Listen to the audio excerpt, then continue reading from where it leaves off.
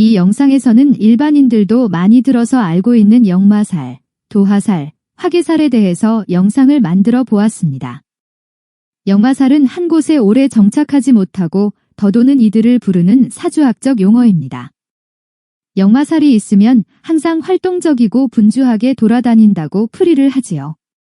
과거 농경사회에서는 정착하여 생활하는 것을 정상적인 생활로 간주하였기에 떠도는 팔자를 좋지 않게 생각하였습니다. 하지만 현대사회에서는 전 세계를 무대로 활동하는 전문직이나 출장을 자주 다니는 영업직의 직장 생활을 의미하는 말로 사용되기도 합니다. 인신사해를 역마살로 보며 그 작용력은 일지가 가장 강하고 월지가 그 다음, 그리고 년지와 시지순이라고 합니다. 역마살의 특징은 활동 즉 움직임이 크서 앉아서 일하는 직업보다 활동적인 직업을 선택하면 좋다고 합니다. 역마살이 있는 분들은 한 가지 일을 꾸준히 못하거나 잦은 이사를 경험해 보았거나 해외 유학 경험이 있거나 한 특징을 가지고 있다고 합니다. 예를 들어서 스튜디오, 무역업계, 관광안내, 통역, 군인, 경찰, 영업계통의 직업이라고 할 수 있겠지요.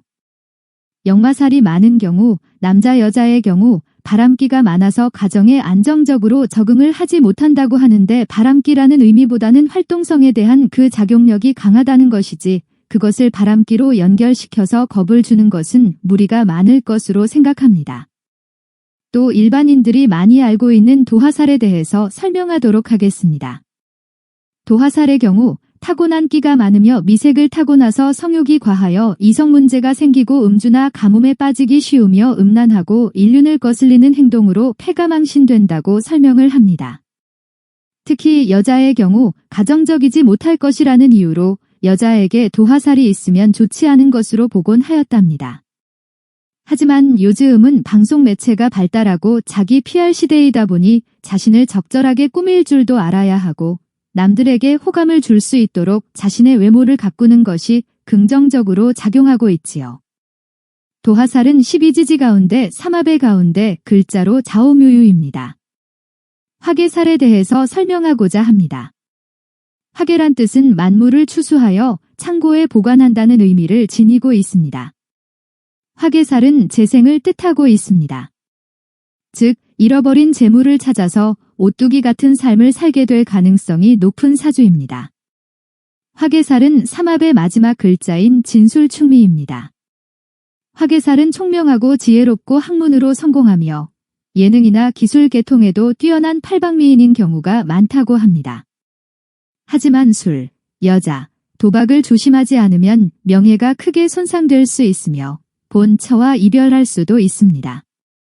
시주에 화계가 있을 경우 자식이 재주가 많아 연예인이나 화려한 직업에 종사할 수가 있으나 그로 인하여 부모가 걱정을 많이 하게 될 수도 있습니다.